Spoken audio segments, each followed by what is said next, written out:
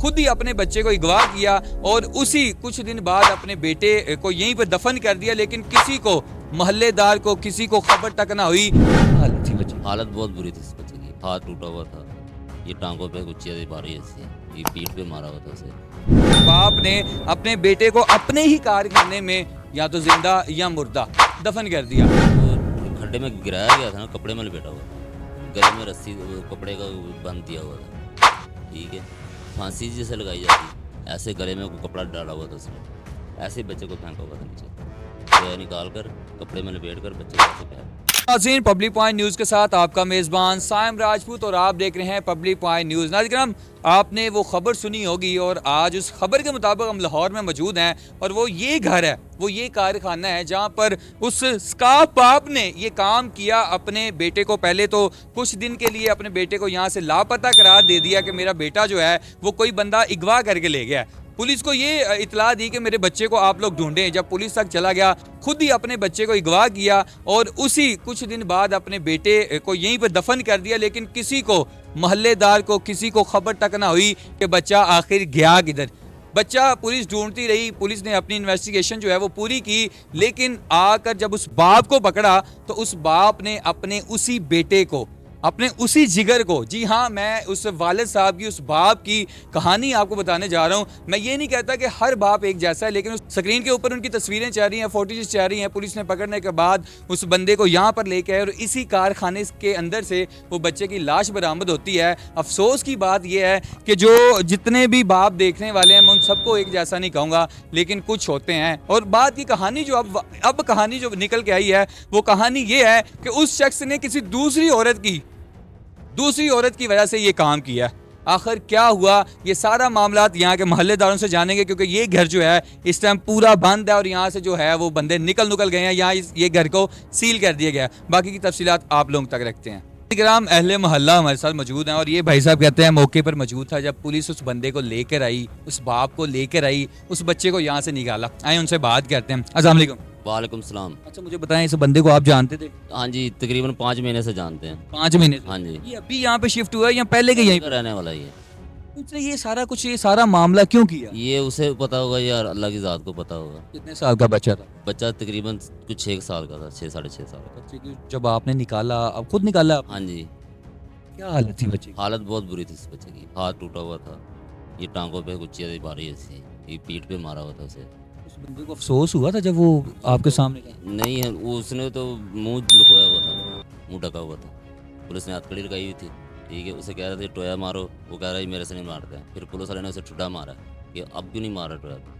कितने फुट का टोया था वो? 6 फुट का टोया था। 6 फुट का?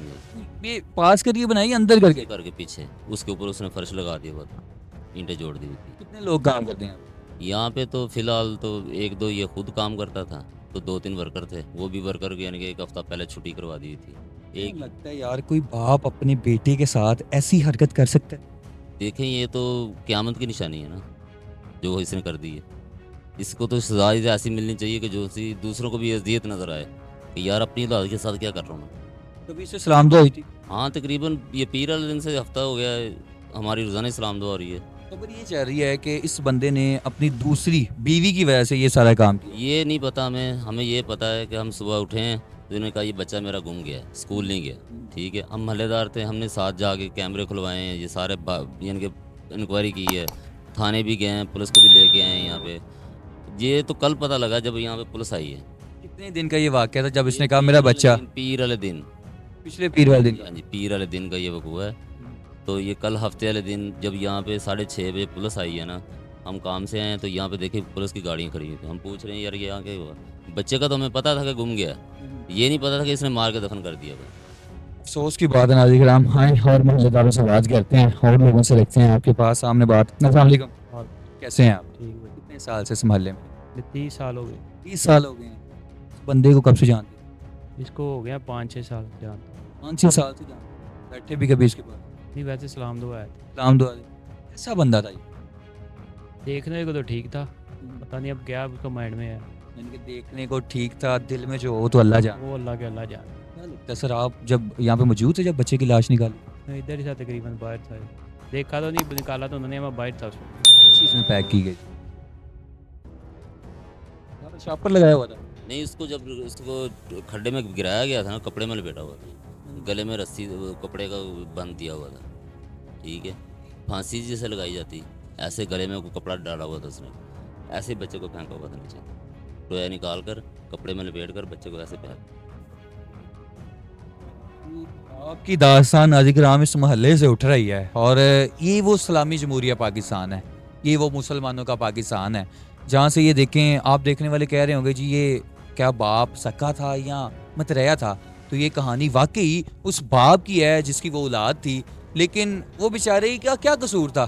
दो औरतों के मामलों में ये बेचारा वो बच्चा मारा गया। जैस क्या सजा होनी चाहिए ऐसे लोगों के लिए? सर जी, चौंक में खड़ा करके इसके रगें काट देनी चाहिए, बांध देना चाहिए, खून कतरा कतरा चोए, तड़फे ये, इसको दर्द का पता लगे कि दर्द क्या है। मान लिया अगर वो रिहा हो के आ गया तो तो हम तो रहने नहीं देंगे मोहल्ले में। जमीन इसकी अपनी नहीं, रेंट पे। किसी और के बच्चे के साथ भी कर सकता था। अच्छा सर, पहले इस इलाके में या इस मोहल्ले में ऐसा काम हो चुका है? नहीं, कभी भी नहीं। 30 साल में नहीं, पहली दफ़ा हुआ।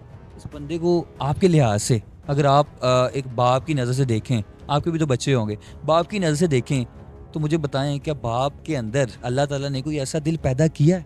नहीं किया, नहीं किया। अफसोस है नाज़िर-ए-किराम, जब दुनिया पे पहला कत्ल हुआ तो वो भी एक औरत की वजह से हुआ, लेकिन आज इस मोहल्ले की दास्तान ये है कि इस घर की ईंटें जो हैं वो भी ये पुकार कर कह रही है कि ये सब कुछ करने वाला वो बाप ही था जिसने अपने बेटे को, अब ये नहीं जानते कि उसको मुर्दा हालत में दफन किया गया या जिंदा हालत में, ये तो नहीं अल्लाह को पता है। उसका गला दबाया गया, उसको रैप किया गया और रैप करने के बाद एक 6 से 7 फुट गड्ढे में जो है उसको दफन कर दिया गया और बाद में आकर फड्डा ये डाल दिया बाप ने कि जो मेरा बेटा है वो तो मिल ही नहीं रहा।